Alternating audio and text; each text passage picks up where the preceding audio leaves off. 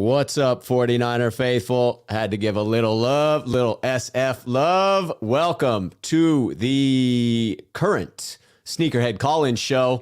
It is Thursday. It is 5 o'clock, not the usual 4 o'clock as we usually start. So, a little bit of a late start, but we had the skills challenge today and didn't want to compete directly with the NFL skills challenge. Honestly, I thought Debo was going to be in that since he's there at the Pro Bowl, but he was not. So I had to give a little Niners love. Yes, indeed. All right. You know the deal. This is the Sneakerhead call-in show, which means if you are a member of the channel that you are welcome to call in. I will put the link to the community tab on my YouTube page in the chat. You just have to go over there to get the StreamYard link. And then from there, you can get into the backdrop. And the reason that it's only Sneakerheads is because, I got to make sure that people who are on air live care about the channel. And so the best way to do that is to keep it to the Sneakerheads. But now that it's the off season, I am going to work on a call-in show where it won't be video. It will just be call-in that everyone can get in. So I just put in the link into the chat that will take you to the community page where you can get the link if you are a Sneakerhead. And as per usual, we'll attempt to go through people one by one so that nobody is waiting too long. First and foremost, we will bring in Sean951. Sean, how you doing, man? I mean, it is, a few days later. Here we are. Niners are out of it. It's time to move forward into the offseason. What are you thinking, man? I'm excited that I do not have to have any more conversation about Jimmy G. Yeah, that is true. That is true. We are moving on to Trey Lance time. Yeah, I'm not moving on to Trey Lance time yet because it's way too early for that. I'll wait. Oh, that's right. And wait, I forgot that there is a bold prediction that you have made that still has time to come true.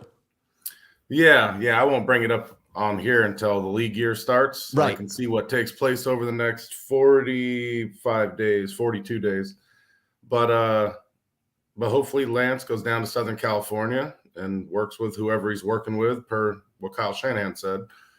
And hopefully he is ready to go and, masters everything that Kyle's obviously instructed him to work on. So, yeah, hopefully he does that. But in terms of where I'm at, I mean,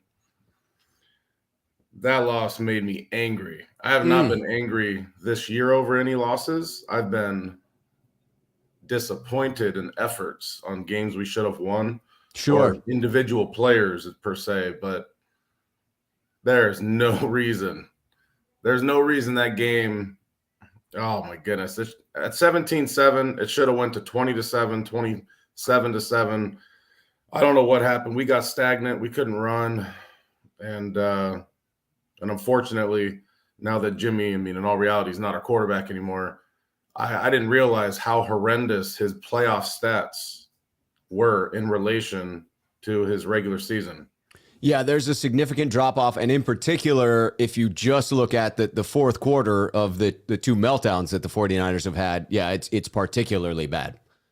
Yeah, no, I had once someone posted it, I checked it out, I'm like, wow, that's bad. I don't know how I missed that, but it is what it is. I mean, at the end of the day, we have such a good team that he can play that bad, and we're one or two plays away from being in the Super Bowl.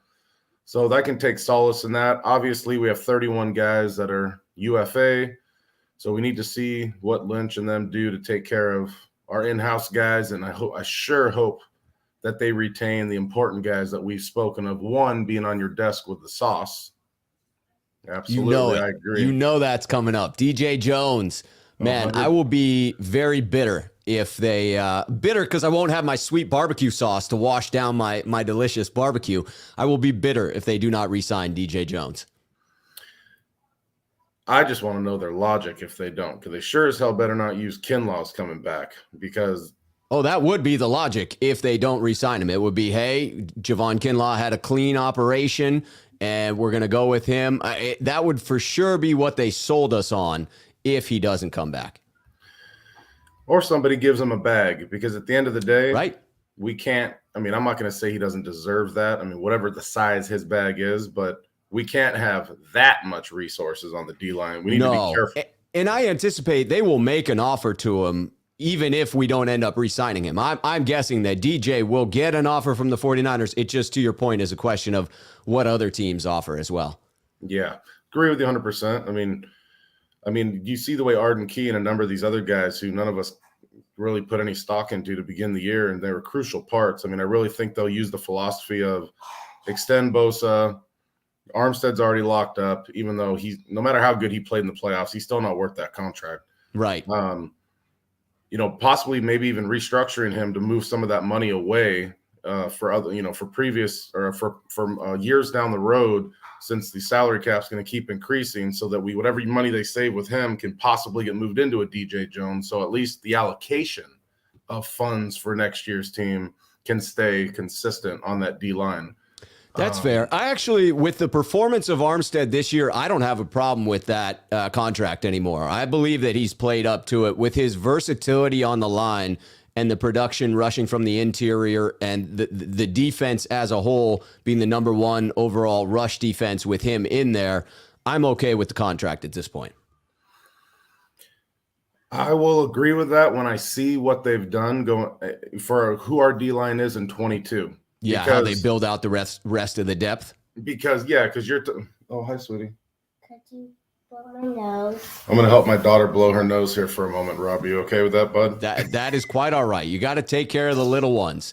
That's a future 49er faithful right there. You got to take care of her. Thank you. You're welcome. All right. Very sweet. Very well-mannered. Yeah, she was healthy until the Niners lost, and then boom, all of a sudden she got sick. No, but that's my biggest thing right now is, from a contract with anybody, I want to see who they retain, before I go crazy, or before I'm in disdain about certain things. Because, I agree with you on Armstead. It's like, it looks good now, right? Because we have something to look at and say, whoo, it panned out. But if he's going to be the inside guy in 22 and they don't get somebody to replace Ford on the other side who's going to be cut. Right. Then I'm still now concerned if I lose a bunch of DJ Jones and some other linemen to some other teams. The interesting thing about about D Ford is the 49ers may not cut him. Like, if it's clear he is not going to play, then they'll cut him. Because if they cut him post June 1, they save about $2 million. But otherwise, all the money is dead. And so if you think there's even a chance he can contribute worth $2 million, they may keep him on the roster. As frustrated as Niner fans may be by that, if they think he can play X number of snaps this year, they may keep him around. Well, if that's the case, then, I try to move him to someone for a 7th-round pick. Get that money off the books. Well, because then we know that 7th-round pick will play. We're not just going to, forget the dead $2 million. Even if we have to eat a few bucks of his deal, he came into this year 100% ready to go, per his words on the podium after that last preseason game. Yeah, and that turned out to be overly optimistic. Yeah, so to then say we're going to go into next year and, well, let's just see, there's a hope, there's a glimmer. To me, that glimmer, give me a 7th-round pick. We'll go find another Elijah Mitchell. Yeah, I tend to agree that it would be detrimental to the squad to keep him on there, and it would go towards the faithful having some solace that this team has moved on from injured players if we don't have D Ford. Because you can imagine if they leave D Ford on the roster and they say, well, he's going to be healthy, he's going to play some snaps, and then nobody goes after Mostert, and maybe the Niners bring him back, and the same could happen with Verrett. If those 3 players are on the roster, faithful are going to have nightmares about the end injury result for that. And I do think, regardless of what kind of value you can get out of those players, there's some merit to considering that, of moving on from this continually injured mindset, a team building strategy. I think Mostert is not going to get – Mostert wants money. You saw, he got angry when he went from a kick returner to a running back. He said, hey, man, I don't need a new deal, but I need more money this year to play. If you're going to have me at running back, I need running back money. Right. So now the Niners can flip it back and say, well, I can't give you running back money, Mr. Mostert, because you lasted 3 snaps. Yeah. So unfortunately, we want you, but it needs to be like Trent Williams. Look after your elders on this team. Trent Williams did a prove it deal 2020. He proved it. He got the bag. Mostert, prove it. You already see that everybody gets banged up as every running back gets hurt on our team, period. So, hey, we're a running team. If you want to be our running back, here's the deal. Prove it to us that you can be healthy. See, I'm good with bringing Mostert back in on a prove-it deal. That, to me, is the one that makes the most sense. The D Ford one, I got to give further consideration to, because, again, the $2 million, you got to ask yourself, who can you really get for that $2 million you save versus if he can contribute at some level. But we shall see how it plays out. Sean, I got a few people waiting in the locker room downstairs. You mind if I go to those? We'll come back, continue this dialogue in a little bit. I mind. No, I'm just kidding. I thought of that as I said it. I was like, what am I going to do if he does mine? I'm probably going to have to go. All right. I will be back, Sean. We will continue this dialogue. I am going to Korean 49er right now. I got William Bennett and Steeler Mark, a special guest, waiting there. May have to bump Steeler Mark up the line. It looks like he dropped off from technical difficulties, but we will get Korean 49er was in here waiting. We'll be back, Sean. All right. All right. Korean 49er. How you doing, man? Not too bad, Rob. How are you? I'm better. It was rough on Sunday. Steeler Mark, who we're going to have to bump up to next in line, helped me get to a better place Sunday night because it was he and I that went to the game. Monday was actually the worst. Monday was the worst day. It really set in that we were done and that this magical ride had come to a close. And then Tuesday was better. Yesterday was even better, and today I'm starting to feel like myself, I'd say. I understand that. So, got a question for you, Rob, to start out. Yes. What has the NFL done to help offenses out with the rules? They have done a lot. They have protected the quarterback. They have certainly made it very difficult on defenders. They have taken away some of the blindside blocks that defenders can make on blockers. They've done quite a bit in the rule changes. This is true, but this is where I'm kind of leading with the team. To me, the biggest thing the NFL did was try to enhance the deep passing game. Ooh. Because if you think about it, what are the things that can happen when you go deep? You could get a big gain. You could get a touchdown. You could get a defensive penalty of some kind. Indeed. And at worst, an incompletion, offensive pass interference, or a drop. There's good things always happen with that. To me, I felt this year's team was going into it with a water pistol instead of a full, as capable as it could have been. And the water pistol, is that Mr. James Garoppolo? Yes. Okay. Because, okay. bless Jimmy, he got a lot of money from the 49ers, and I can never tell the players to not get the money when they can. Yep, earn that money, take it. You're taking it from a billionaire. It's not like they're taking it from us, the fans. They are taking it from a billionaire. Take that money, run with it. Yes, but to me, I felt the first mistake of the season was going with Jimmy because you already knew that Kyle didn't want Jimmy since the end of the 2018 season.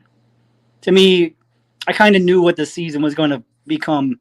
You can't win a quarterback when you don't have a very good to elite starting quarterback, outside of maybe a few instances like Baltimore when they had Trent Dilfer, and then maybe Washington when they had Doug Williams. I think Doug Williams was still a very good quarterback, maybe not he was elite, but it's very rare to not win a Super Bowl with a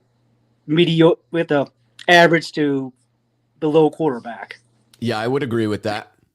To me, I felt that when they got to that game against the LA Rams, in the championship game, I was like, I don't think we have a chance because they're going to make it. They're going to go with the typical Jimmy game plan, sell out to stop the run and then try to clog the middle. Yeah. I mean, in fairness, though, they went with that plan, and the Niners had a very good chance. They just couldn't capitalize. This is true, but then I also say this from that game.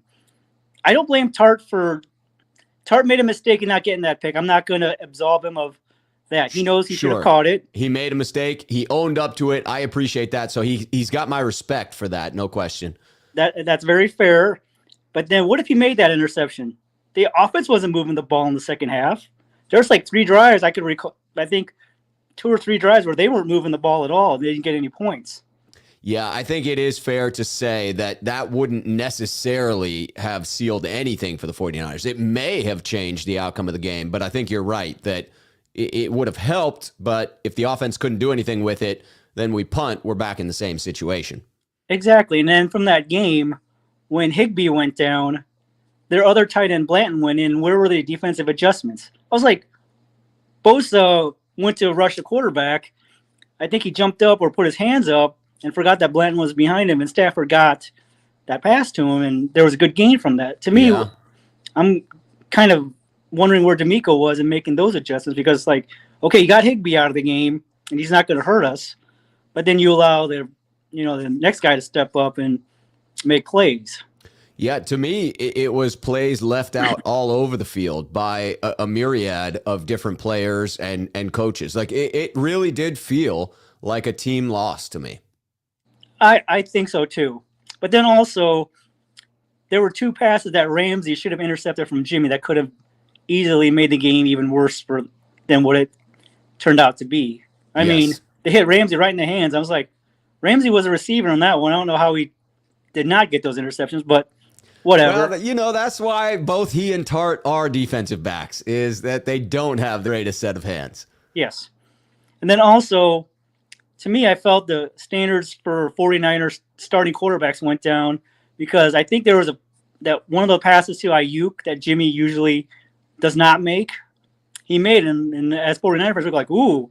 But when, let's say, a Josh Allen or a Patrick Mahomes makes a throw like that, it's like, oh, that's just, Sunday morning stuff. We expect it from them. It's like, I think I have higher standards for 49ers starting quarterbacks, and I think if Jimmy somehow won the Super Bowl, I would definitely give him his credit.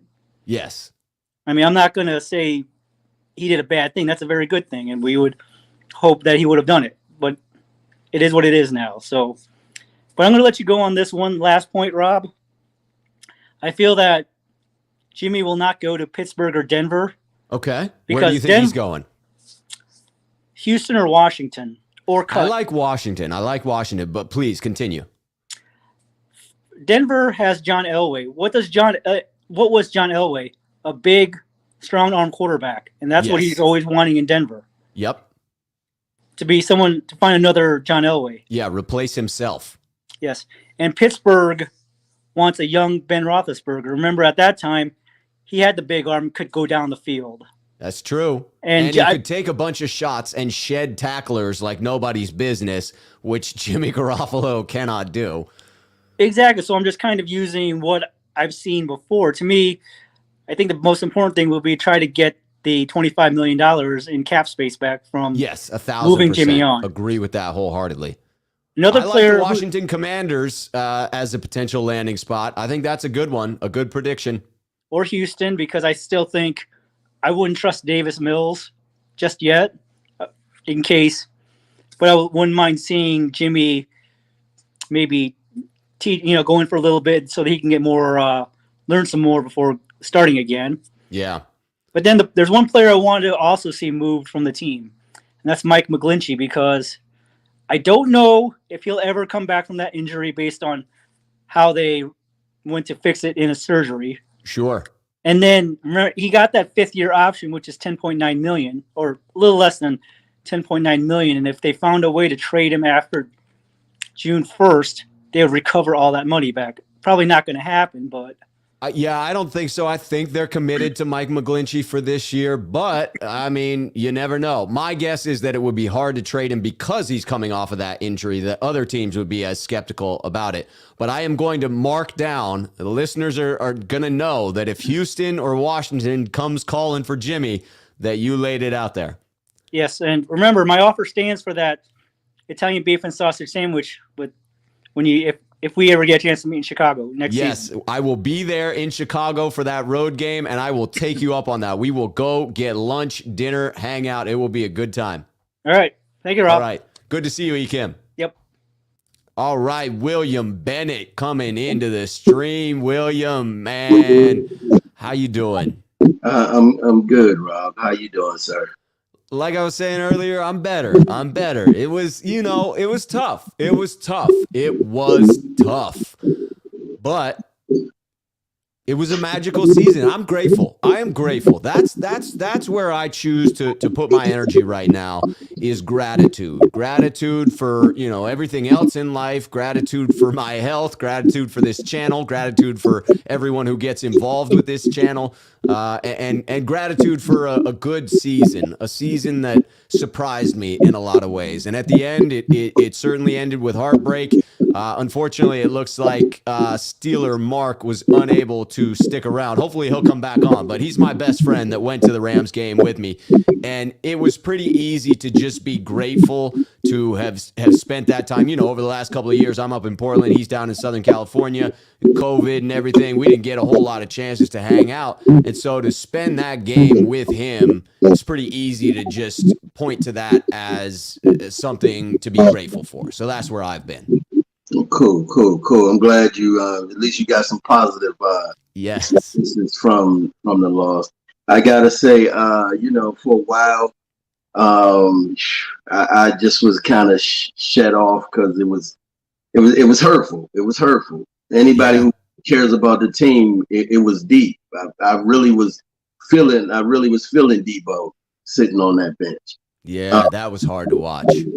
And so it took me a couple of days, and now I'm starting to breathe again and, being able to talk football again. It was a hurtful loss. I mean, but as I said before, who thought we would have got to a championship? I mean, we all hopeful, but hey, we had a great ride. We had a great ride on the ups and downs. The close calls. The team really gave it their all. It was a great season. It was a great season. It was. Niners fan. Also, you can also look at it like this: the top two teams in the NFC was in our division. Yeah, so, that's pretty cool. NFC best. Because honestly, if anybody would say, "Oh, the top two teams that's going to be in the NFC and the championship is going to be the Rams and Niners," nobody would have believed that. Everybody was like, "Nah, maybe the Rams, but not the Niners." No. It was a nice run. It was sad to see Jimmy go. I mean, like I said, Jimmy did revitalize this team and the fan base. Because I'm gonna tell you, I'm a 49ers fan, ride or die, no matter what. When we were 2-14, whatever. Cheers to that, man. And but for some of the fans, Jimmy actually, I seen a lot of Niners gear start popping up since Jimmy became the quarterback. You know what I'm saying? But I think going forward, I'm ready for the Trey Lance experience. I think I've already said that I was ready for the Trey Lance experience earlier on in the season, even if we didn't make the playoff. I just wanted to get Trey those reps, that experience on field that you can't get in practice. I think from a mental standpoint, it was good for him because you got to realize anything he learned from Jimmy, he learned from Tom Brady. Yeah. So, looking a positive on that.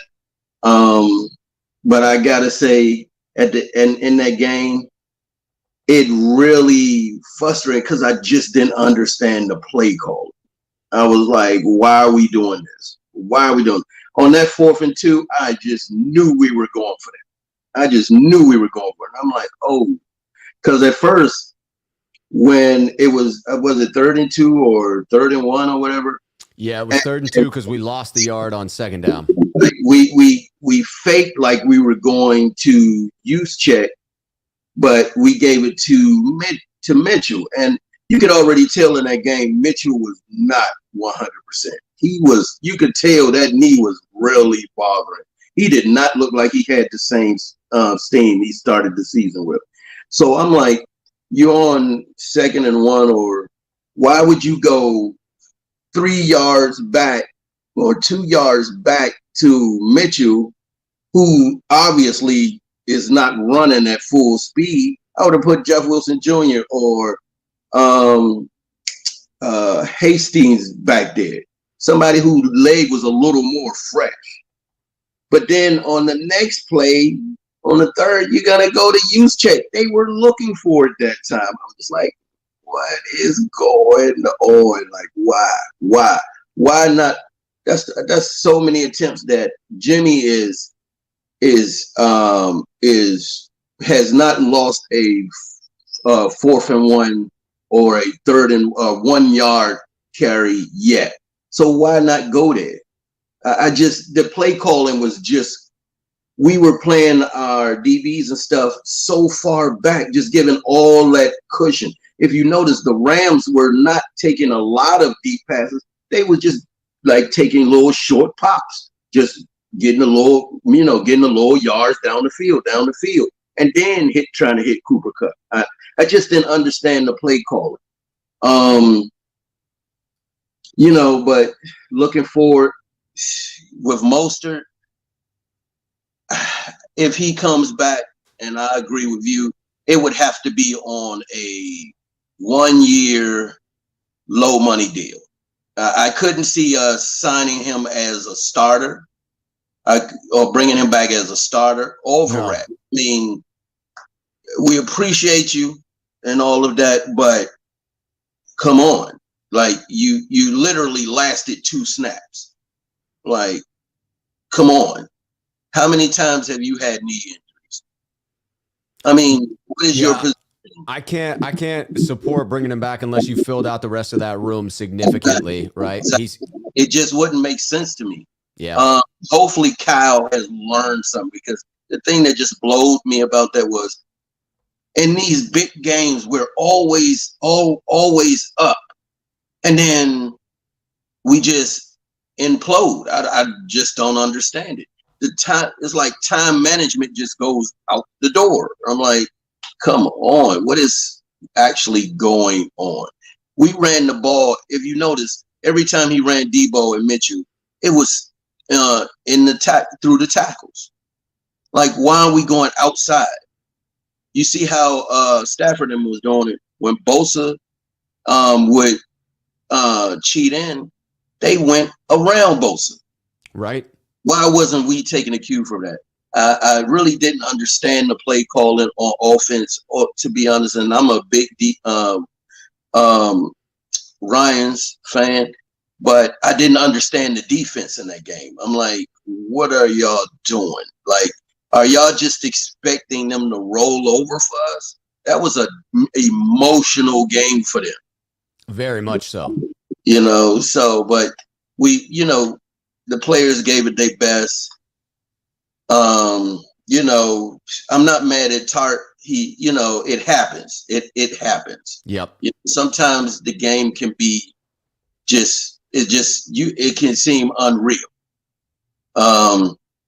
But going forward, I like to see draft moves. I do believe Jimmy probably will end up in Washington. I do not like. I live in DC. I'm not a Washington fan. No. That name, I'm sorry. Oh, the Commanders. The best y'all could come up with, but hey, I'm not in those meetings. What are you gonna do, right? But I think Jimmy will end up in Washington or someplace like Carolina, someplace where where he can start, where they really need a starter. He may shock us all and end up in Tampa Bay. Yeah, he could. I mean, if you just lost Tom Brady, why not bring in the person who was his understudy? But I'm just ready. It's gonna be hard because now we have all this time before the season starts back up. So, I probably won't watch the Super Bowl.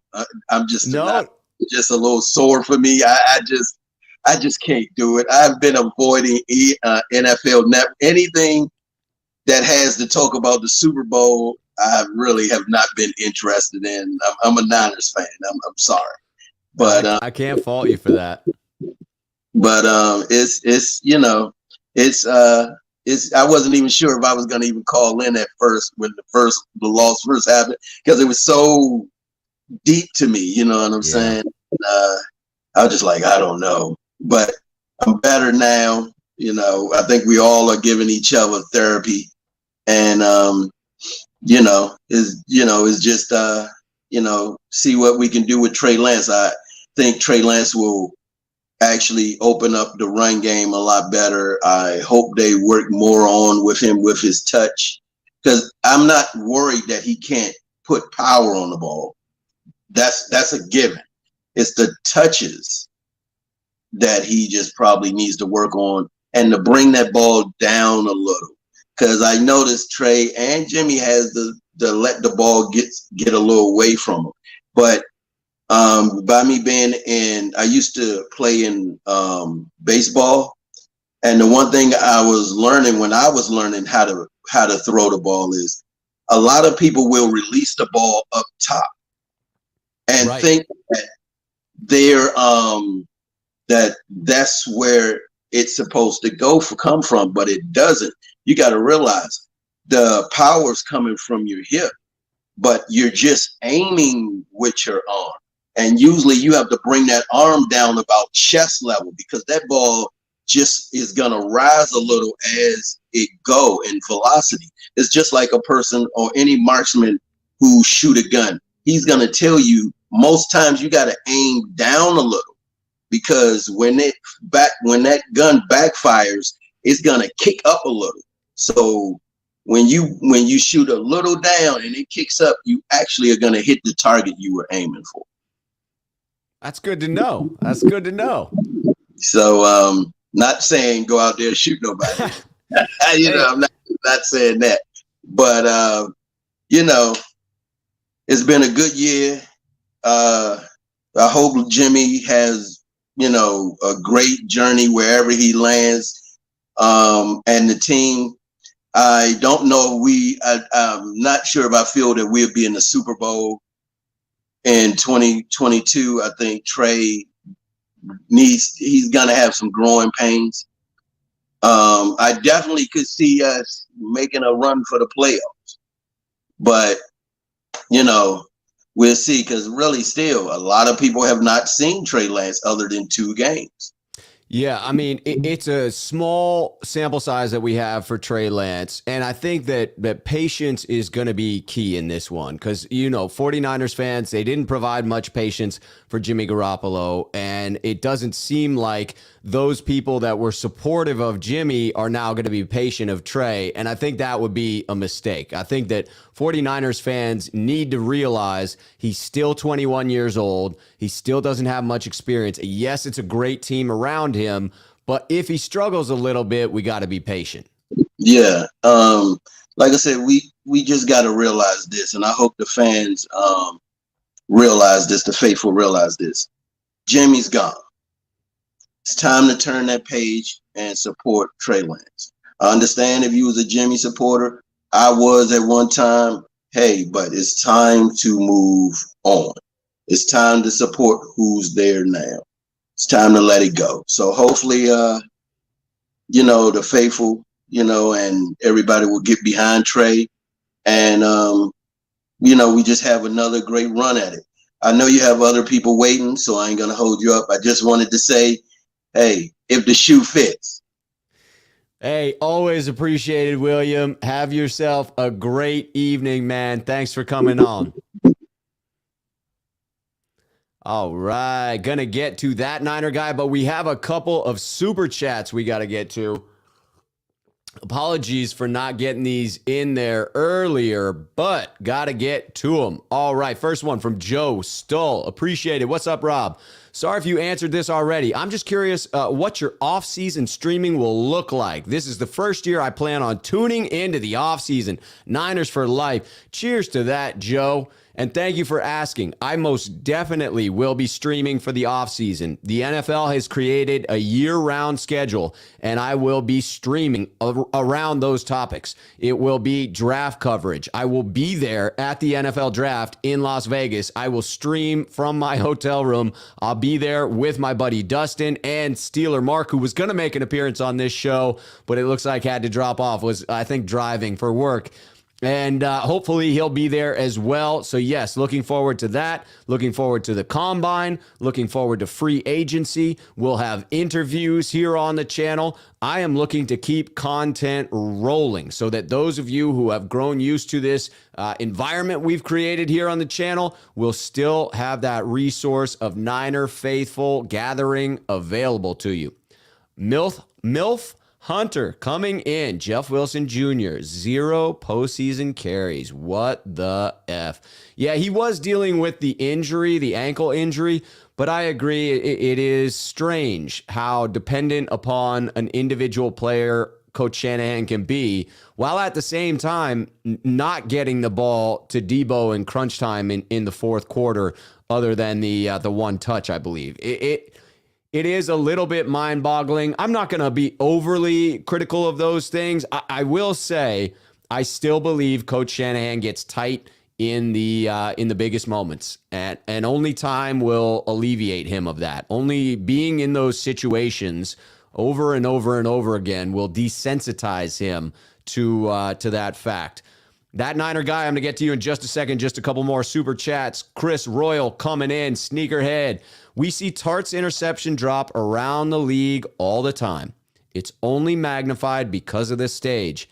Arians wouldn't tolerate Jimmy G's flaws. That meaning that he's most likely not going to Tampa Bay. Yeah, Bruce Arians likes to take those shots, right? He's got that famous saying of air that H out.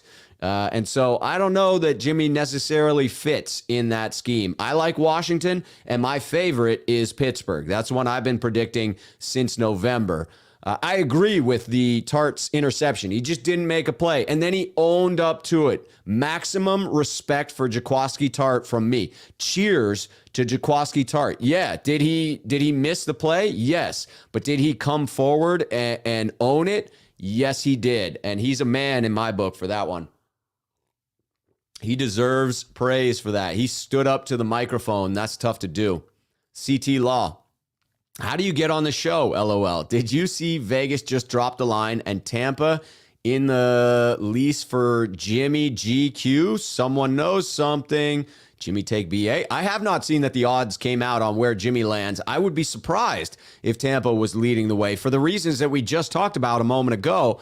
But then again, I mean, after having the GOAT in there, you don't want to drop off too far. And unless you're able to get one of these elite quarterbacks that is changing teams, your options are fairly limited. So I haven't seen the line. Vegas does usually have some insight. They are typically trying to balance out those bets. That will be interesting to see. By the way, CT Law, let me post this in there again. This link that I just posted will take you to the community tab of my YouTube page. And on that tab, viewable only to sneakerheads, is the link to get you into StreamYard. That will put you backstage where I have that Niner guy and Border Sports, Waruna, waiting there to get on, which we will go to in just a moment. Just got to get to this one. Jamal Armstrong. Jamal and I have been talking about doing something, collaborating a little bit, so make sure that you guys stay tuned for that. Jamal saying, keep up the great work, Rob. Looking forward to doing some off-season content with you. Jamal is ready. I love it. We are definitely going to make some creative things happen this offseason and get some new collaborations on the books. MILF Hunter coming in. Cone.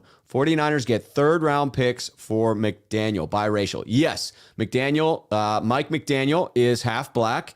And I mistakenly, early on, when someone asked if we would get a compensatory pick for any of our assistant coaches, I left him off of that list because I, at the time, did not realize that he was half black. That is true, and that 49ers would be compensated for a third-round pick. I don't know if there's been any news on that front, but I assume that would be for Miami. I see the notorious GAV is in the chat. Gav, good to see you, man. We got to get Gav on the show. Gav, I'm going to do a regular call-in show. It won't be video. It'll be voice only, but everyone will be eligible. We need to get you on there, my friend. All right, we are going to That Niner Guy. That Niner Guy, how you doing? I'm pretty good, Rob. How you doing, man? I am doing well, man. I'm processing. I'm processing. The more Niner faithful I talk to, the better I'm doing. Good. Well, I feel good. I mean, they played with house money. Guys, can we talk about how lucky we got? Amen. Please do. We blocked 2 kicks in one game, ran back for a touchdown, our offense scored 0 points. We won a playoff game. It's so true. Like, come I was on. there, and it was a very, very unpredictable win. I know, like, I didn't want to rain on people's parades, but I was watching the game with people, like, by a big group party, and I was laughing. People are like, what are you laughing for? I'm like, this is the luckiest thing I've ever seen. Like, come on, guys. Like, you can't rely on this. But yeah, the thing I wanted to talk, I called in about a couple of things. So then there's a couple of things that I've been reading about while I'm at work today, and just one thing that's going to hit me is that the Senior Bowl is not going well for quarterbacks. It's rough draft for quarterbacks. So the one thing that I keep hearing is that Malik Willis is impressing people. Mike Tomlin is like seriously just standing by Malik Willis. Apparently, I'm joking, but he's literally talking to him as much as he can. So that's something interesting to think about, because I don't think a lot of teams are betting on this quarterback class, and there's a lot of coaches. Right. They're not betting on this quarterback class. And the one thing that's interesting is that a lot of coaches are on a hot seat. Matt Rule in Carolina is on a big hot seat. Now, probably Carolina, they don't have a second-round pick. Right. So maybe Jimmy might be a 3 or a 4, but I think I am firm on second round, potentially a second round that is a conditional first if things go well. Quarterbacks are hard to come by. It is supply and demand in my book. Yeah, you're right, but that had to be next year. It had to be like the Carson Wentz deal this past offseason. It had to be for next year's draft, not for this year's draft. So yeah, that's I think that's one fair. thing about the I think conditional. that's fair. Yeah. So that's the one thing with the conditional. But Jimmy's trade value might go up by accident. Just because of the lack of availability? Yeah, I think so. If I played this game, I think I've told you this before. I played this game. My friends who are from other fan bases, like, hey, you just got Jimmy Garoppolo. How do you feel? And what'd they say? You know what I'm gonna say. It's not great. It's not great responses. No.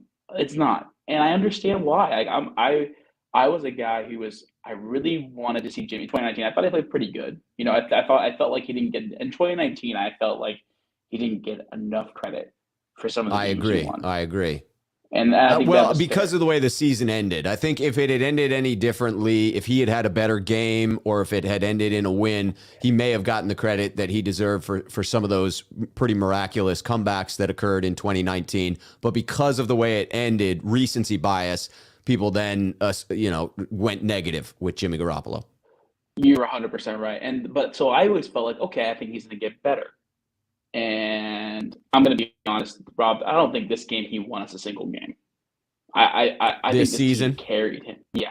People said the Bengals game, but did we not forget that he literally threw a ball right to Jesse Bates that would have ended the game, and Jesse dropped it?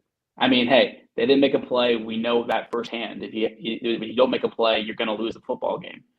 But I'm hesitant to take away a comeback victory because of a dropped interception, because that's just part of the game. But I understand where you're coming from. I understand the questioning of the value added this season. Yeah, and so that was the hard part. I think it was that, and with Trey being there, and I think you were on the group of streamers who were like, just get him out there, play the kid. Yeah, I think there was a lot of us that felt that way, and that's I think that's why people have a lot more hope, because we feel like we had a king up our sleeve and just didn't use it and got to the NFC Championship game. I mean, Yep. could be a jack, could be a 10. I definitely don't. I don't think it's lower than an 8 though. Just the things he can do are far superior. Well, it's just got to be better than a 10, right? It's just got to be better than Jimmy G, and we'll be in good hands. Yeah, I think you're playing cards. I think he's a joker. He's just wild. You don't really know where he sits. He is a wild card. He is a wild card. And I think He's like Charlie in Always Sunny in Philadelphia when they are that group. He's the wild card for sure. I cut the brakes. Wild card. I love that show. But yeah, and then getting back to the team, so this would be a problem for most teams because this draft is going to be really interesting to talk about because the fact we're picking 61, do we get in the top 50? And this draft is, again, because quarterbacks aren't going to be there, guys are going to fly off the board. Left tackles, right tackles, corners, guards, centers, things that the 49ers desperately need. They're not going to be on the board. So my theory with Jimmy, if you don't get a second round pick, get a player. Get a starting player. Because maybe if you can get an early third, you can use that to trade up, get into the top 50 and get one of these guys.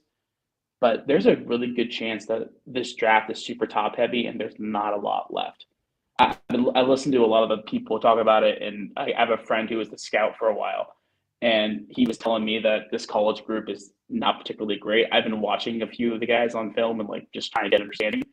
Yeah, there's a lot of good corners, but the corners are going to go in the top 50.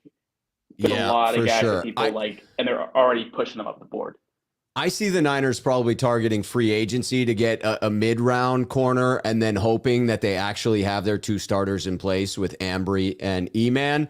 And I know that there's some risk involved with that, but I see them continuing to do what they've always done, which is build through the strength of the defensive line. So my prediction is they go after a speed edge rusher at that first, second round pick that they have, and just hope that because you're not looking for a complete player, you're looking for more of the speed edge rusher, that there's still a prospect available at that pick.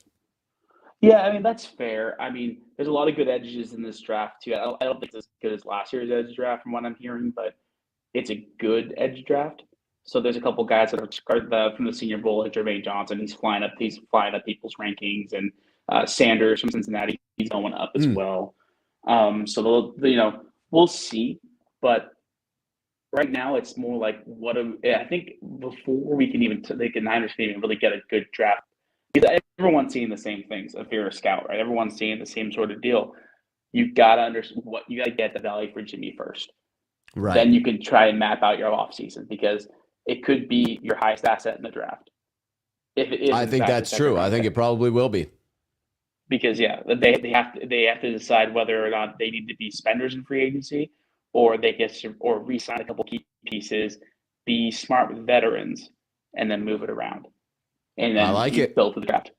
Yeah, there's a lot of moving parts for this, but I think Jimmy's deal getting finalized, hopefully early, gives you kind of an idea of what they're thinking.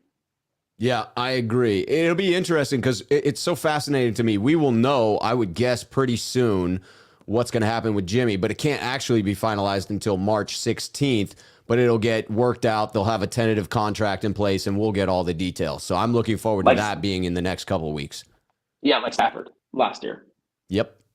Yeah, precisely. The thing is, though, and this is the thing I think that scares me, and I think a fair amount of Niner fans, is the market for Jimmy the hottest right this second because of Rodgers and Wilson still people? Because I'm going to be honest, if I'm Washington, if I'm Carolina, if I'm any of these teams, and I could trade for a quarterback, it's not Jimmy. It's those two first. Yeah. For sure. You got to exhaust all the possibilities of bringing in an elite quarterback first. Exactly. So get the guy who can be your franchise guy for 10 years, not the guy who, with questions, who at times plays good football, but other times literally can go back-to-back throws looking really good and really bad. But don't you think if you're one of those middling teams that it's a pretty quick call? Like you talk to Aaron Rodgers' camp, you talk to Russell Wilson's camp, and they pretty quickly say, you're not the team I want to play for. Oh, I can tell you right now, if Aaron or Russ hasn't called you, don't pick up the phone. Right. Yep. Yeah, because they I both agree. are going to control where they go. I agree. And it's pretty Save obvious. for, I don't think they're going to control staying in the conference, but I think they will control where they go outside of the conference. Correct. Yeah, because again, as I've said to many Niner fans in chats in here, Aaron Rodgers is not going to be a 49er because LaFleur No, I and don't think Gutekunst so. they would be instantly fired because you just traded. It would be so much egg on their face if he won Super Bowls with the Niners. It would be unbelievable. They would tell that story for centuries. Yeah, it would be brutal. And I'll let you go in a minute because I know you got people. And hey, if you ever need someone to talk about draft and stuff, you give me a shout, man. I'd love to do that with you. I absolutely will. But anyway, let's connect offline on that. Hit me up at 49ersmailbag@gmail.com so we can talk about that. I will definitely. The one thing that I want to talk about is the last thing that people can kind of rain on Shanahan's parade about him being a choker. I don't think he's a choker. And let me just, I'll give a little rant here. Yeah, please. The Niners left 14 points on the board early in the game from plays Kyle dialed up that Jimmy flat out missed. One was the ball to Kittle. The second, in the beginning of the third quarter, he checked the ball down to Elijah Mitchell. And I don't know what he was looking at because it looked like he was looking at the safety, but he missed Ayuk on a post for a touchdown. Oh, yeah. I don't know what happened there, but a veteran quarterback doesn't make that mistake. And I'm sorry if it's mean, but it's true. And this is what coaches. This is McDaniel's up in the booth chuck his headset because the Niners ended up not scoring and they punted. And in a game like that, those are just two critical errors. And so when you're a play caller, you get caught up in that bit, right? He's like, hey, you've already taken chances. They're not working. We don't have it today. So you get more conservative because your guy doesn't have it. And I mean, because that's the problem with your head coach as a play caller, right? Because I mean, it's always kind of good because they're the ones who are sort of controlling the game on offense. So that's sort of what you want. But at the same time, if you lose confidence in something, you're going to play more conservative. And in both the Super Bowl and the Rams game, Kyle went ultra conservative. He didn't at times. He did open up some things for Jimmy. Jimmy made a couple nice plays. I don't want to completely bash Jimmy. He made some nice throws against the Rams. So it was yes, he did. The downs, right? But that's something that happened, again, in the Super Bowl. He missed Kittle a couple times hot, especially on that 3rd and 5 where they were driving. They ended up kicking a field goal. He missed Kittle over the middle there for what would have been a first down for them inside the 10-yard line. And the way they would run the ball on that third quarter, they probably would have punched in another touchdown. And he did it again with the Rams. You saw him just miss a couple open guys and throw the ball and throw behind Debo for a pick. Yeah, 100%. The only thing I would push back on that is, so I think both are true. I think that what you're saying has merit, and I like the angle that you're taking with it. I also think that Shanahan has tightened up in those fourth quarters and that it was a mistake, that he should have continued to push a little bit. Even if you feel like you don't have it on that day, you got to take your shots. You got to take your swings so that at the end you can say, we did everything we could to possibly win it. I think that he does tighten up in those big moments. I agree it's later in the game. I think it's under crunch time. And my argument is he needs to bring someone in that creates a new energy on the coaching staff so that he has that confidence. I think if he had like a McVay type who's like a, kind of that rah-rah type of coach in his ear as an offensive coordinator, to me, that could be the difference in having the confidence to call that killer play in the fourth quarter when everything's on the line. Yeah, again, though, yeah, you're right. And I think he does tighten up, but I think he tightens up because he doesn't have the feel for Jimmy getting it done.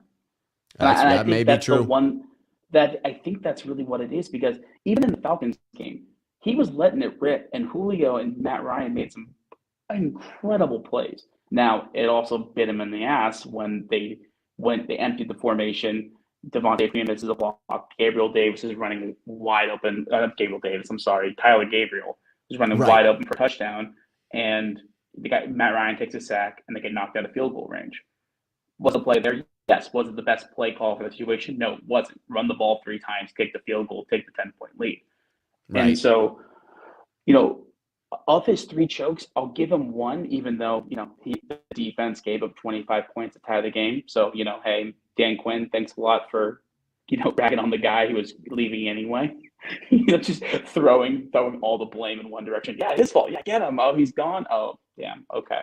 But the other two, watching Kyle call a game and like trying to understand his mindset and things like when you watch the all 22 and break it down, because that's the one thing I think you learn the most from Kyle is when you watch the all 22, you see in slow mo where he's trying to do, where he's trying to attack, and whether Right. or not he feels like Jimmy's going to get that done.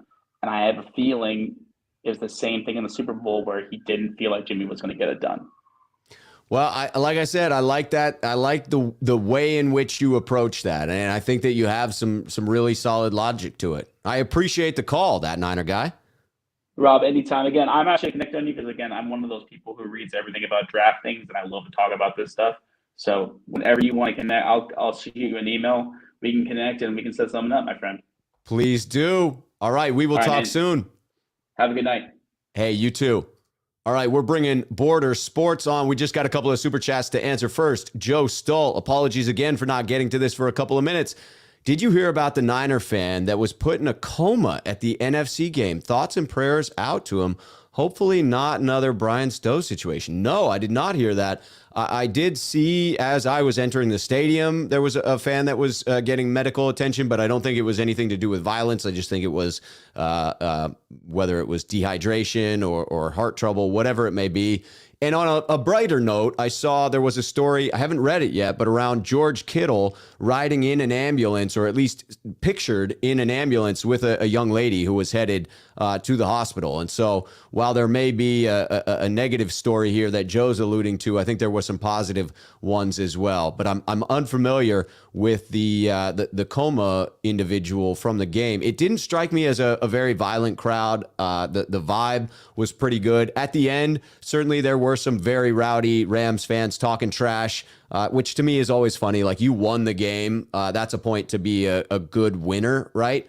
And that's a time where it shows your character. And if you're just going around talking trash at that point, I think it says more about you than someone else. But I hope that individual is okay. Thank you for bringing it to our attention, Joe. CT Law, as of tonight, Tampa Bay plus 300, Pittsburgh plus 350, Washington plus 350, New Orleans Saints plus 500, Denver plus 6, Miami plus 7, Carolina plus 7.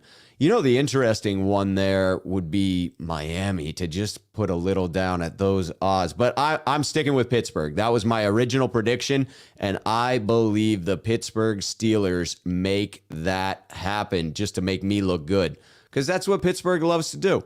Bruce coming in. Niners had good season. Best case scenario, advance to the NFC Championship, meaning first round pick will be late 20s. Yeah, 29 to be exact. Should be able to get second or third for Jimmy G. I agree. I think you get a second rounder for Jimmy. My original prediction that I'm sticking with is a second and a fourth.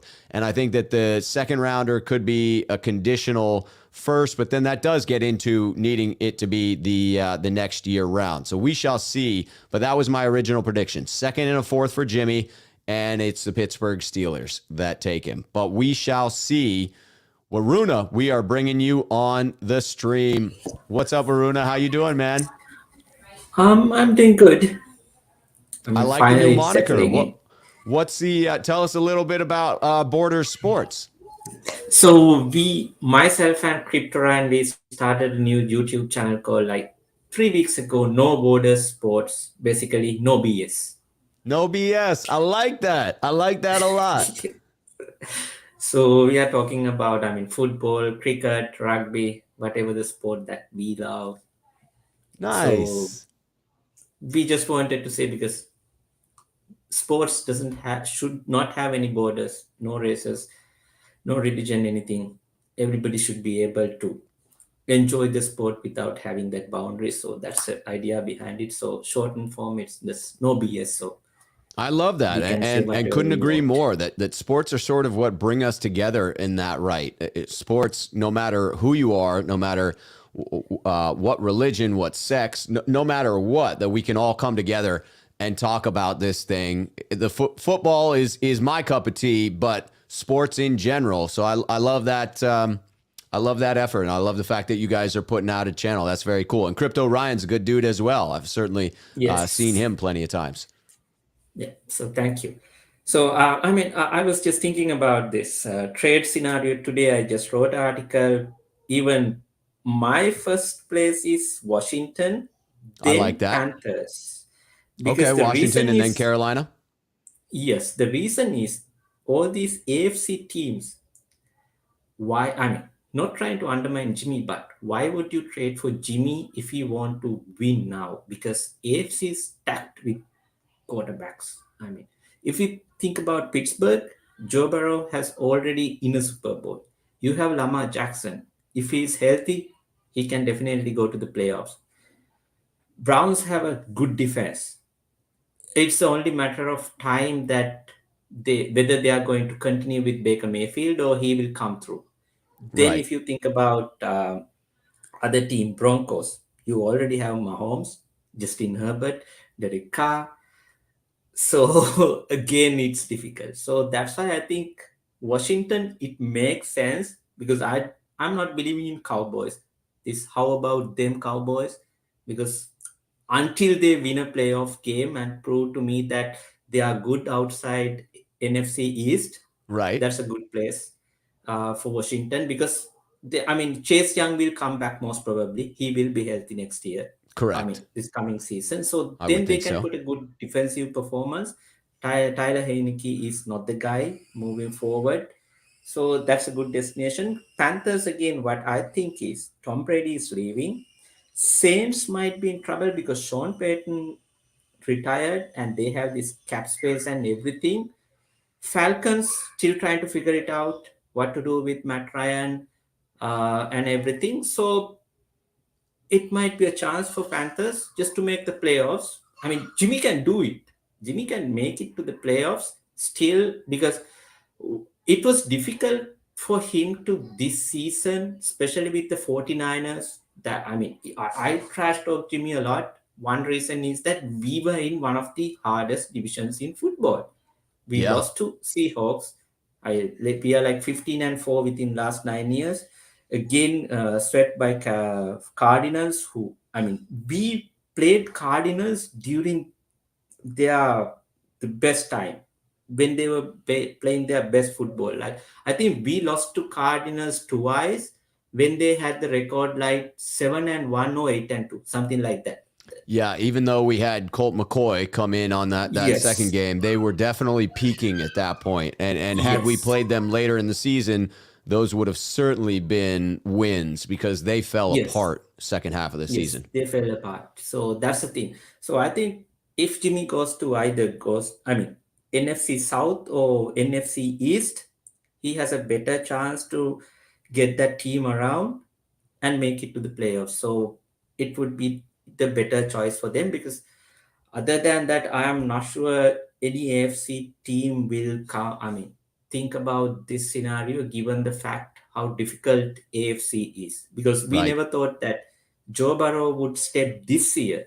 He would be ready this year to take the team to the Super Bowl. So he already did. Now it's going to be a real dogfight out there.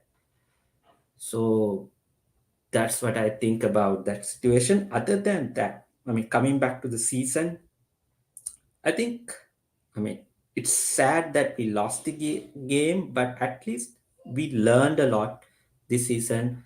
So, for example, we now know that if we need to win a championship, we need to upgrade at quarterback. We can't, I mean, unless otherwise everything goes smoothly, I mean, with the high defense and all that, unless other than that, quarterback has to lift some weight as well. Not saying Yes. Jimmy did not do anything, but we need something better than that. So I I think agree we that overlearned that. Jimmy did some good things. Jimmy provided Yes, value, and there were games this season where we needed more. We needed the quarterback plus plus, and I agree that yes, Jimmy doesn't have that skill set. yes. I mean, it's nothing to. It's not the fault of Jimmy No, because that is who he is, the player. It's basically what this front office decided because the other one decided that okay, we are going to roll out with Jimmy for another 1 year. right. So that's the reason, but that's history. So that's one thing. And the second thing, I think the 49ers learned that now there was a kind of a notion that 49ers are unlucky with the injury bug. They are always getting injuries.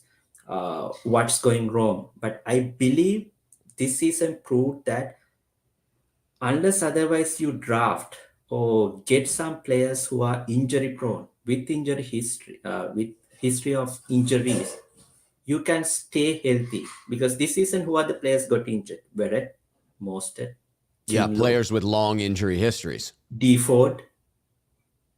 So those are the players. So that lesson we should go there. I mean, we should learn that. And I'm really skeptical about trying to trade for Steven Gilmore as well, because New England usually do not trade their players away unless otherwise Bill Belichick thinks that player is no longer valuable to the team. Yeah, they're on the decline.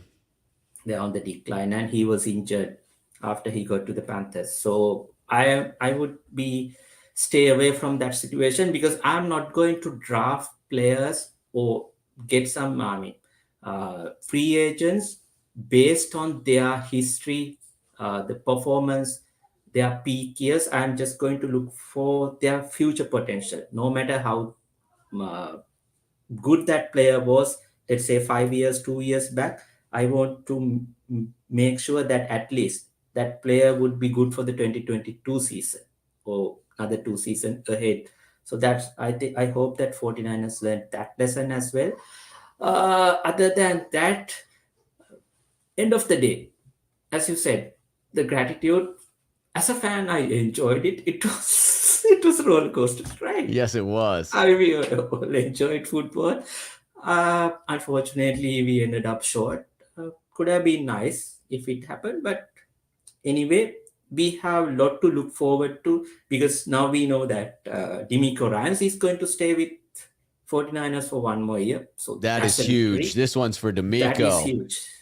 Yes, because if you look at the stats, there's a one stat I pulled out yesterday.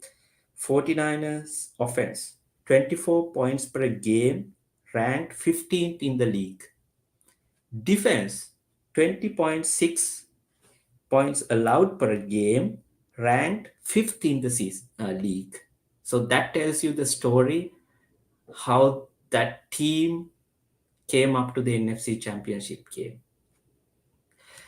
So I'm so relieved that Demico Ryans is staying, because Trey Lance needs whatever the support he can get from that defensive side of the football, because that was evident even in the Texans game. Lance was struggling at the first half to put up the points. Defense was like, okay, we got this. Okay, you take your time. We got this. Until he came through, they were able to hold the Texans, who scored 34 points against Chargers week before. So I think there are a lot of things to look forward to, and a lot of excitement. The only thing remaining question will be this the coming season is how quickly Trey Lance can absorb things, how he can adjust to the speed of NFL, how Yes. quick learner he is. So that's the thing that we have to look forward to. I am very excited for the Trey Lance era, and totally agree that it will be interesting to see how quick his processing has become, whether he's able to get the ball out on time to the intended receiver, go through his progressions. When we see him in camp, when we see him in preseason, that is going to be the storyline of next year. Yes. No doubt about it. Yes. Yeah, so that's all I had to say. So looking forward to talk to you this season as well. Thank you very much for your content. Always enjoy it. I absolutely love having you on here, Waruna, and best of luck with No BS Borders Sports. Go over there, check out the YouTube channel, because that should be some good stuff with you and Crypto Ryan. Appreciate you calling in, as always, Waruna. Okay, go Niners. Go Niners.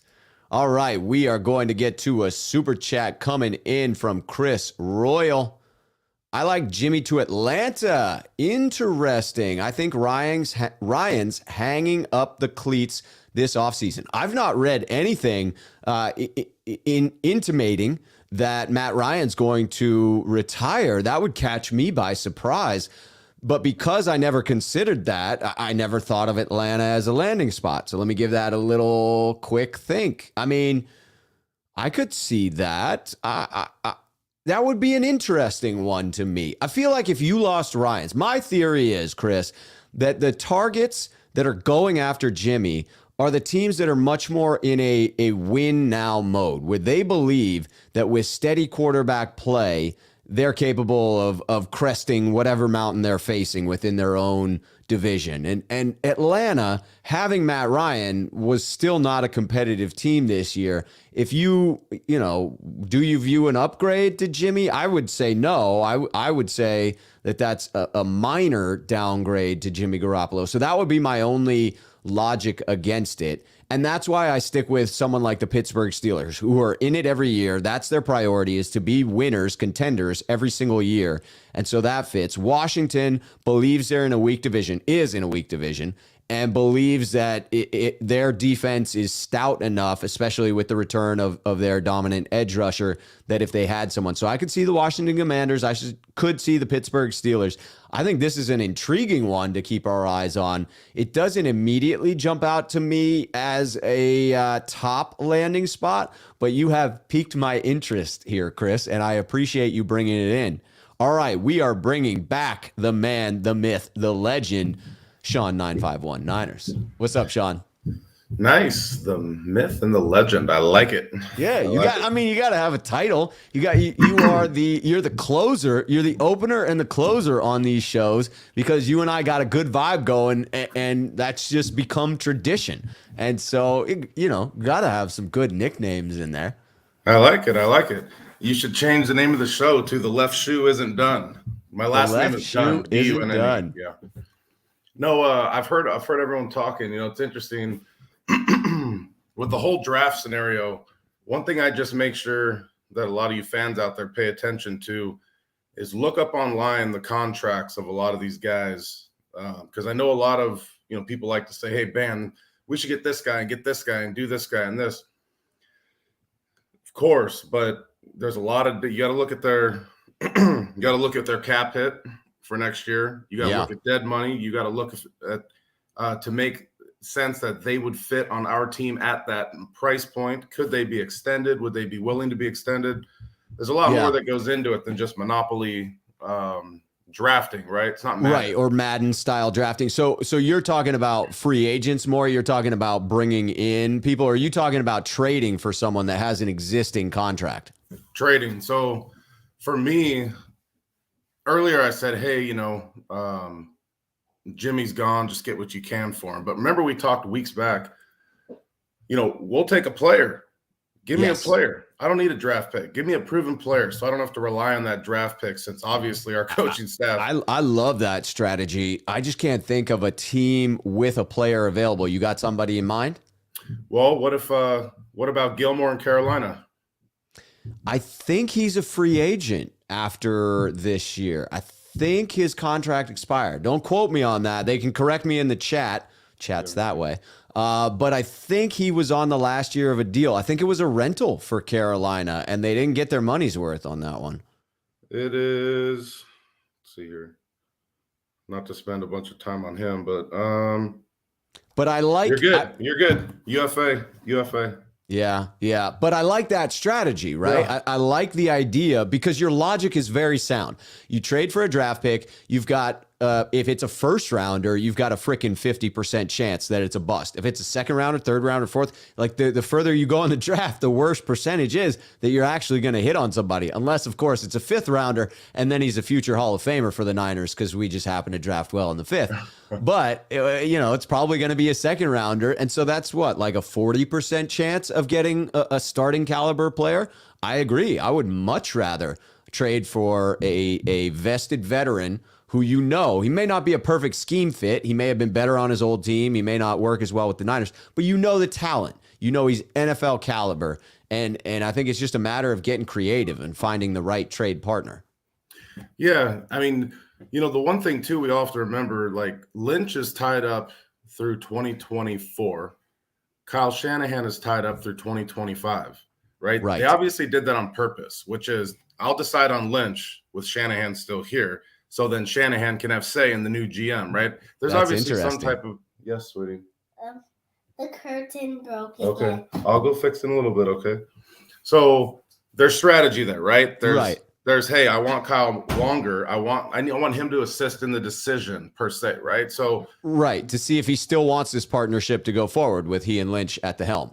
So if I'm Lynch, I've got a few years here to win a Super Bowl.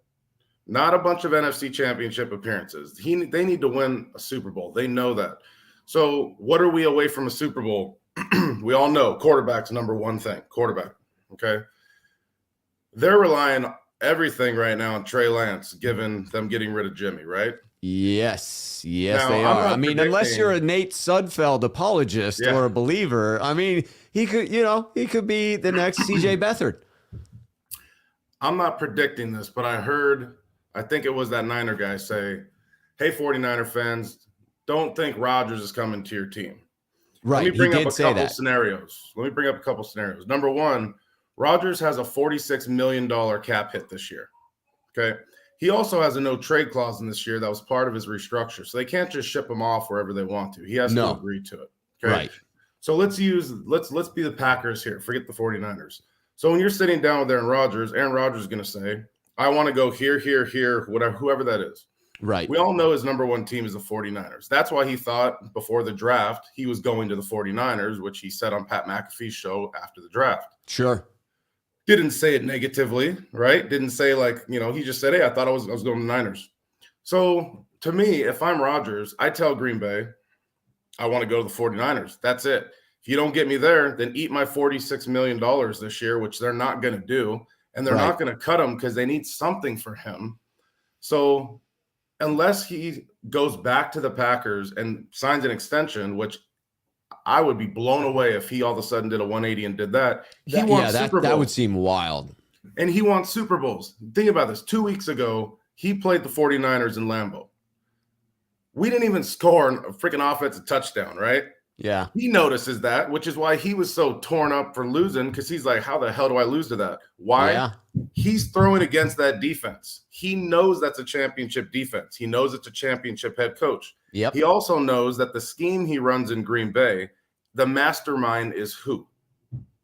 Kyle Shanahan. Well, yeah, off the Shanahan tree. LaFleur is just part of the Shanahan tree. Yeah. So you get to go to the master of the plan and the guy that owns you, by the way, in the playoffs.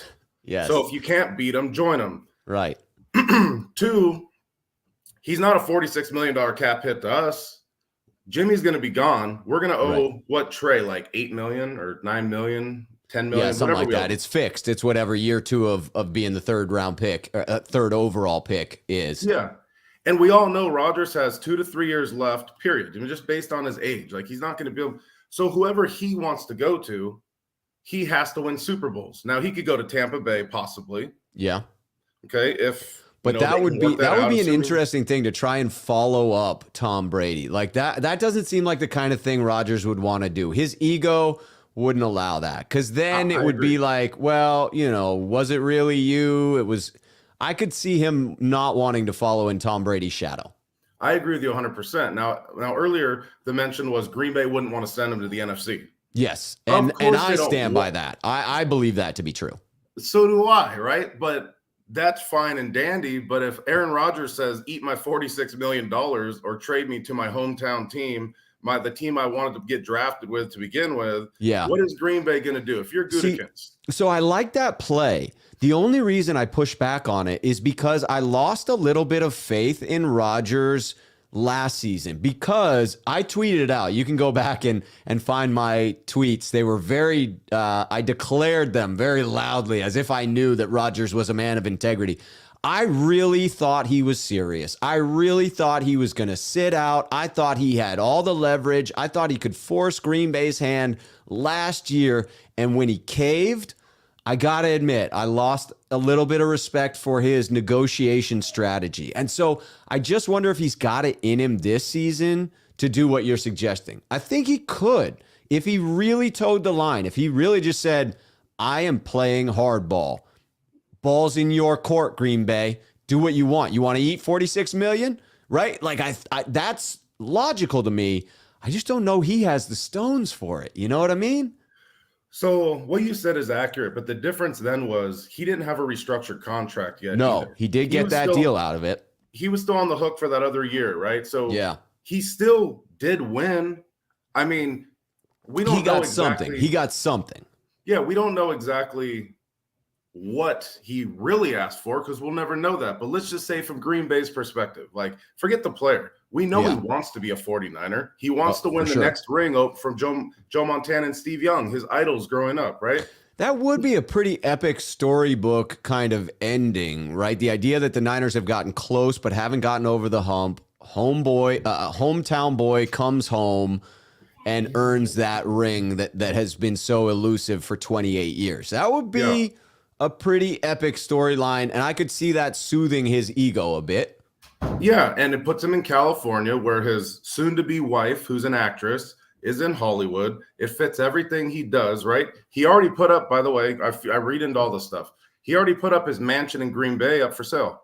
But didn't he just buy a property in Tennessee as well? Didn't I just read that he apparently is building out a home in Nashville? So I don't care where people build homes because these guys have millions and millions of dollars. When you he's rolling in dough. But when you sell your home, you're leaving.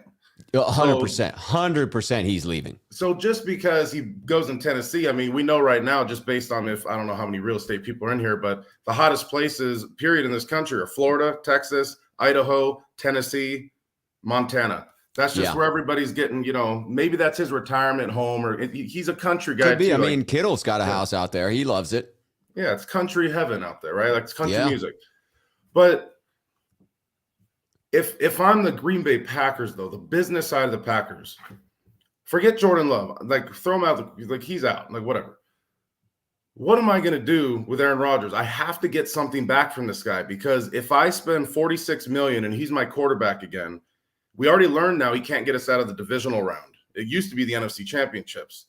So they don't have anything to show for it but a good regular season. They've got Jordan Love who's going to be on year 4.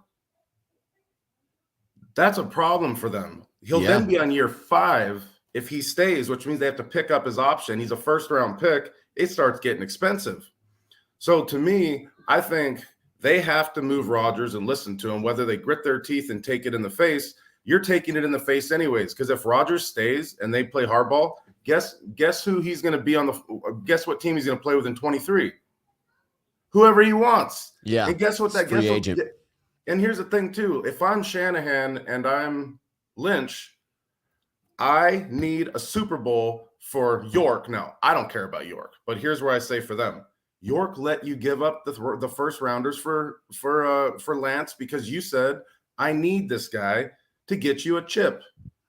So York says, okay, screw it. Keep Jimmy. You got him. Do what you need to do. I trust you guys. Yeah. And I'm saying, and I'm not a Lance hater here. I'm not saying okay.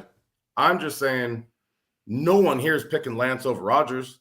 Get the heck out of here. I don't care. Nobody is, right? Not unless you've seen Lance play for extended periods and he looks better than Rodgers. And we haven't seen that, right? So I think you're spot on there that if you're choosing between the two and you have both available to you, you're taking Rodgers.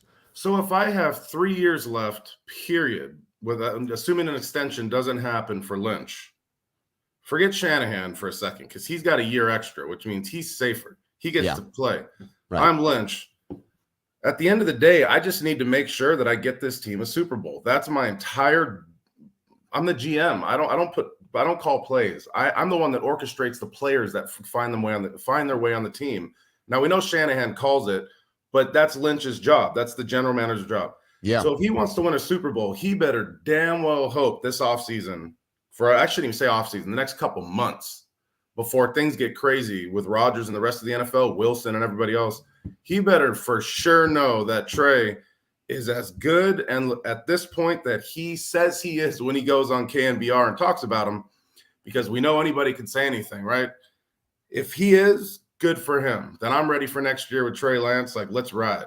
Yeah. But if Trey Lance is not ready, legit ready, and Rodgers wants to be on our team and we shun him out again, I'm just saying, you talk about heads rolling. Here's a package I would give. Okay. Sell me on it here. Let me hit me with it. I give him our first round pick, 29th, whatever it is. 29th. Our Right, we have first round 29th pick pick. next year, right? We don't have a first round pick this year. Oh yeah, we're 61st. You're right. Oh, Fine, whatever. They can actually, have we the don't have a 61st. first round pick next year either because Yeah. both of those are Trey. Yeah, we don't know what we're gonna get for Jimmy yet. Haha. It ain't gonna be a first rounder. But anyway, Green Bay is gonna want the world, but 49ers ain't dumb.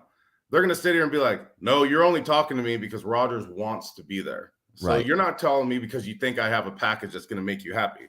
So I'll give you this: if you run my same scheme and you don't believe in Jordan Love, then you can have Trey Lance. If you want him, you can have him, and you can have George Kittle. He does not have a no trade clause. He also is injury prone. And two, we don't need a George Kittle when you have an Aaron Rodgers at quarterback. Now, most will say, I don't understand. He's a great run blocker. We need him. We won almost every game when he didn't play. 2020 doesn't count because we didn't have anybody on that team. Right. Different roster. Everyone blocks on our team. Like Shanahan will cut you if you're not a blocking tight end. It's just the way it works, right? If I'm Rodgers, I have Trent Williams as my David Bakhtiari, Right. with the money you would save, because you'd have to give him an extension for 3 years, which means the first couple years he's going to be cheap, and we'll just give him a fatty in year 3 or whatever we end up signing him to. Yeah. Go get a right tackle. And guess what? If you have Aaron Rodgers as your quarterback, if I'm a free agent right tackle or somebody who wants to be traded, well, all of a sudden San Francisco is incredibly appealing because they are a legit Super Bowl contender. Definitely. Versus just being a great team that has the opportunity to be there because of the pieces around the quarterback. Everything changes. Free agency changes for guys wanting to come to us. Oh, 100%. The whole game changes. Guys will take less money.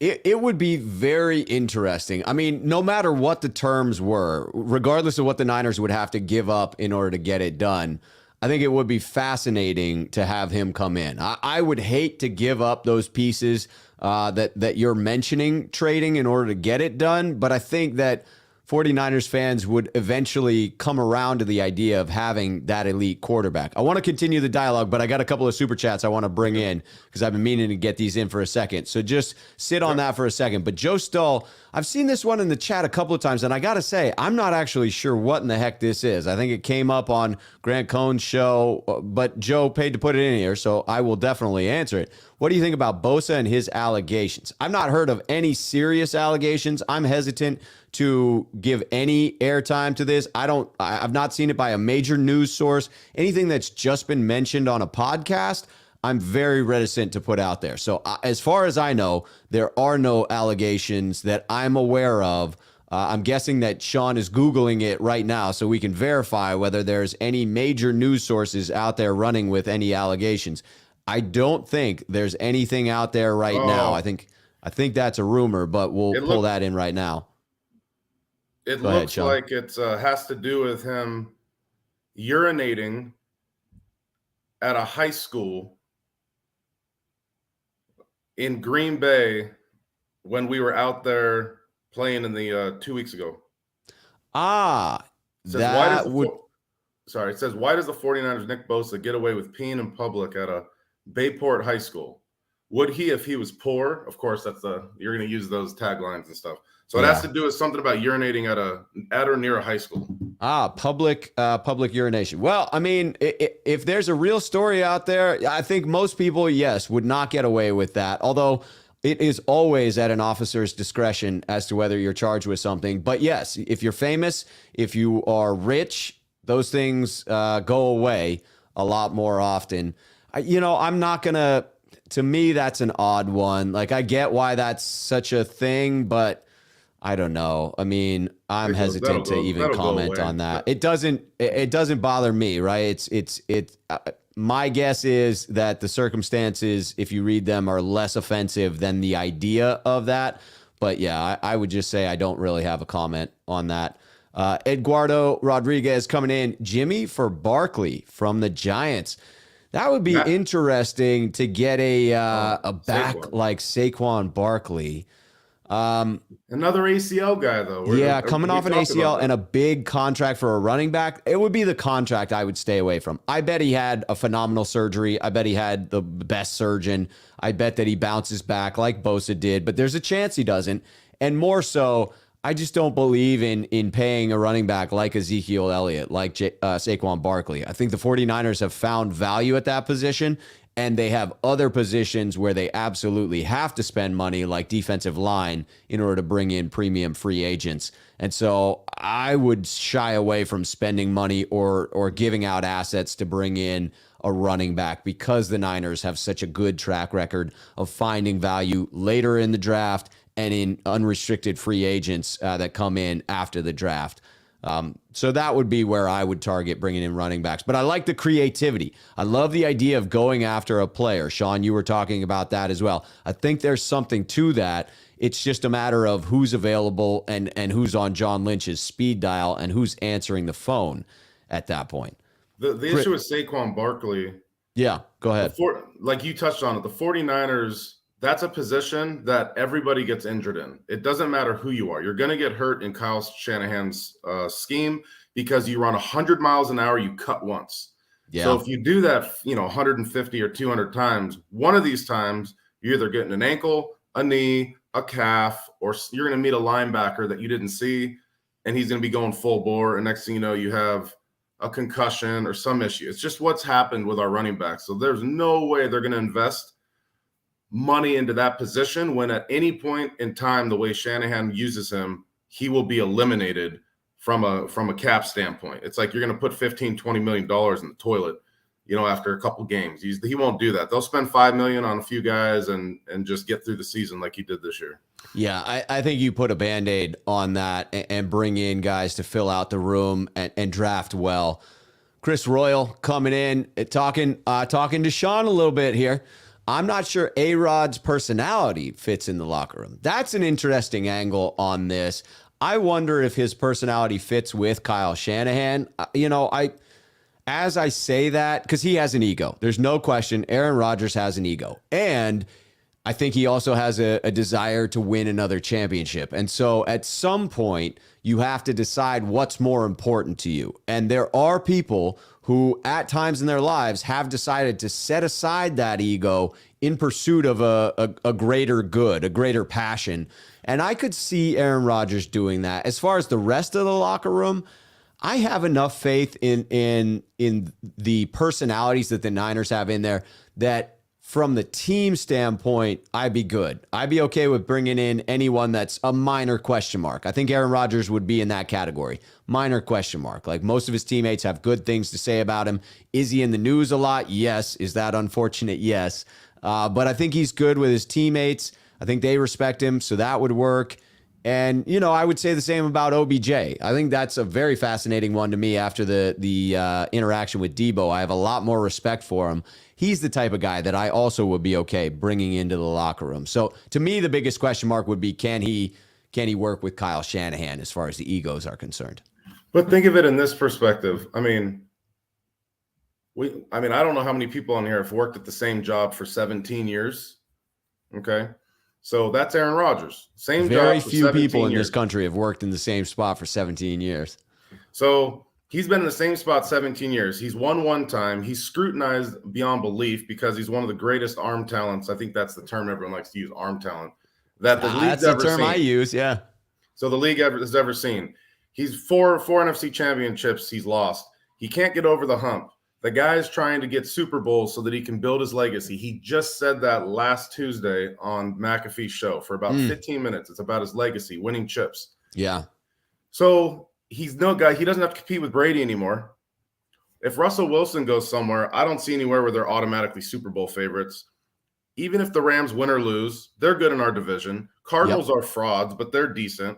Yep. There's not much competition in the NFC, for Rodgers to come in and be dominant, come to the 49ers. So if you go into our locker room, think about the core of our team. So let's flip it. The core of our team has been to a Super Bowl and an NFC championship and have nothing, no trophy, no Lombardi. You see the emotion on our team. You see Debo. You see the leaders of our team crushed.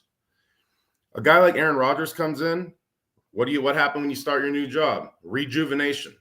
There would be a huge fire in the locker room with bringing in a superstar like that. And his number one thing, he's already on that. He already has that scheme for the last 3 years, and he's been successful in it. He's won 39 games in that scheme, right? Regular season, right?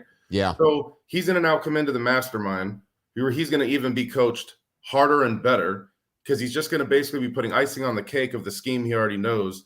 He gets to throw to, he gets Debo, right? The Swiss Army knife, all pro. He gets Trent Williams in the backfield. He gets a running game that's successful. And guess what? You think we're going to have a lot of fun on play action with Kyle Shanahan and Aaron Rodgers? You think Sean McVay, no matter what happens next weekend, 2 weeks from now in the Super Bowl, that's gonna change the game if the Niners can pick up Aaron Rodgers. And structurally, it's not a money thing, guys. It's not a money thing because if we trade it for him this year, his cap hit is going to be dictated by the extension. It's going to have nothing to do with what he makes right now.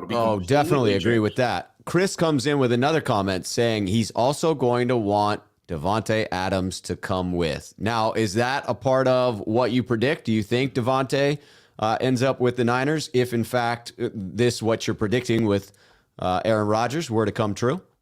So the only way that's possible, because they're most likely going to want to franchise tag him. But the issue is what Rodgers talked about in his interview as well. He wants to make his decision with the Green Bay management ASAP so that it intertwines with Davante Adams because he believes they're going to franchise tag him. And if they franchise tag him for this year and Aaron Rodgers is not his quarterback, you're going to have one angry Davante Adams because he doesn't want to play with anyone but Aaron Rodgers. He said that earlier in the year. The other thing is, and I heard this on the Green Bay talk shows as I was driving back in that mini blizzard that I drove through from Lambeau Field back to Oshkosh as I almost died, was that they are thinking rebuild, right? I mean, you move away from Rodgers and can barely afford to keep Davante. Like, there are a lot of fans that are wrapping their heads around the idea that they could trade away Aaron and let Davante go and sort of begin this rebuild process. Because do you really want to pay that kind of money to Davante Adams if you don't have an elite quarterback and if you're not going to be competing for a championship that year? It's a good question. No, and the answer is exactly what we said. The answer is no. Like, what would be the point? You're going to have a disgruntled receiver who's going to just basically most likely tell you he's going to sit out at that point. Yeah. Now let's flip it to San Francisco. I can't answer that yet because Davante is going to be expensive. He's going to want top receiver money. So the only way that would work is if John Lynch and Shanahan go, hey guys, let's do the Rams method here. We're going to go with a 3 years or bust. We either get a chip or we're fired. So let's get Adams.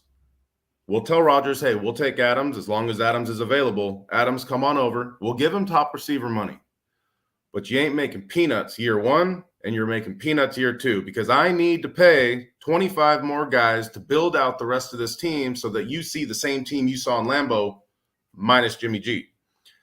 That's the only way I can see it happening. And then I gotta say, I love the prediction. I don't think it's happening. I think that, that he ends up in the AFC. I think that's the most likely scenario, but I will give you phenomenal credit if this ends up playing out, especially in the way that you're talking about it, because it would be such a bold prediction. I mean, we've got other people, it looks like, chiming in with suggestions.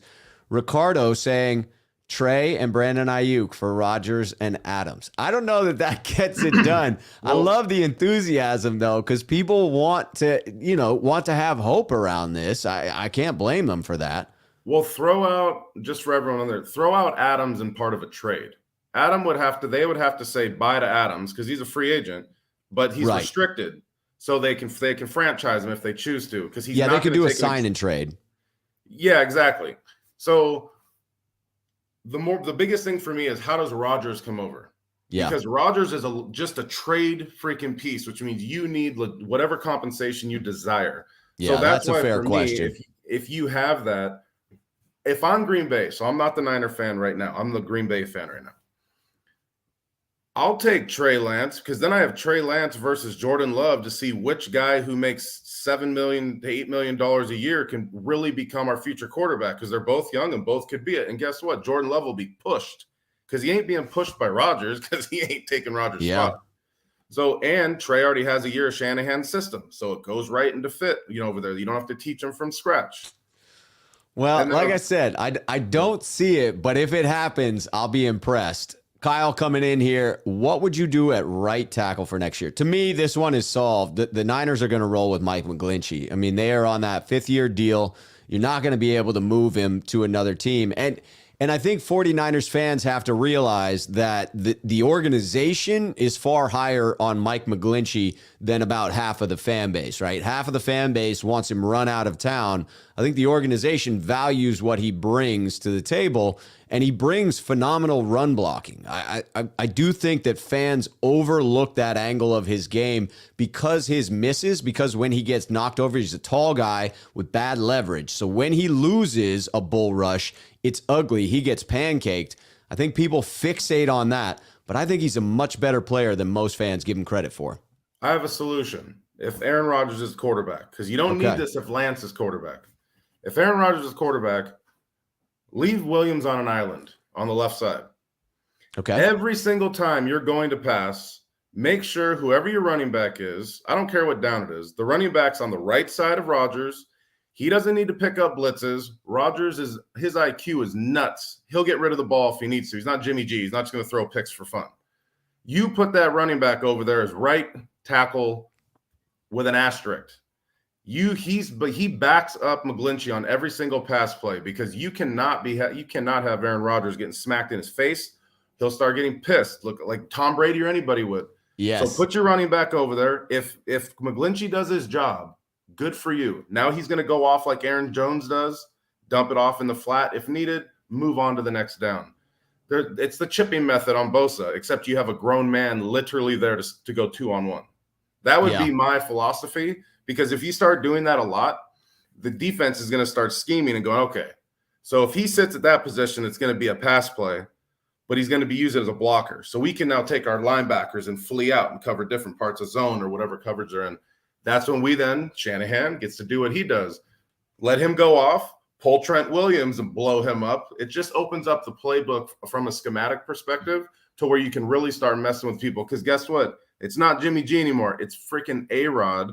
They're not going to be able to play the same defenses against A-Rod with the weapons the Niners would possess. It's intriguing. I will give you that. It is intriguing, and I will be fascinated if it comes to fruition.